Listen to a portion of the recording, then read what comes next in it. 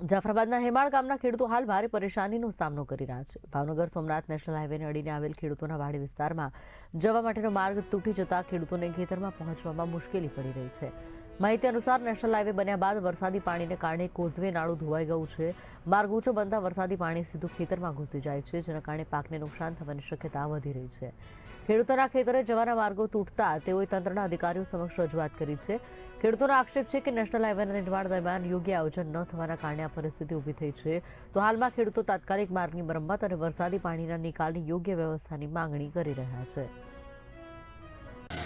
અમારા ગામની અંદર પ્રવીણભાઈ ઝાલાવાડિયાની વાડી સેવણા અને હેમાળ વચ્ચે આવેલી છે। ત્યાં ભાડિયાનું પાણી અતિ આવવાથી એ ખેડૂતોને ખેતર જવા માટે મુશ્કેલી થઈ છે। નાળું તૂટી ગયું છે।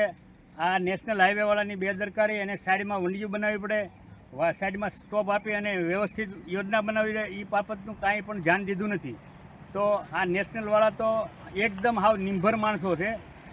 મામલતદારમાં રજૂઆત કરી, કલેક્ટરમાં રજૂઆત કરી, છતાં પણ હજી એને કોઈ ધ્યાનમાં લીધું નથી। તો વહેલી તકે આ તંત્ર જાગૃત થાય અને આ લોકોને વાડીએ જ વાવાય એવી થોડીક વ્યવસ્થિત યોજના બનાવી દે એવી અમારી ગામજનો થકી મારે આ હાલવાનો રસ્તો નેશનલ હાઈવે વાળાને લીધે આ ધોવાઈ ગયો છે। આ વારંવાર રજૂઆત કરી છે પણ ક્યાંય ધ્યાન દેતા નથી। આ બેદરકારી એની બહુ છે। 2-3 વખત કીધેલું છે પણ કોઈ જાતનો એનો જવાબ આવ્યો નથી।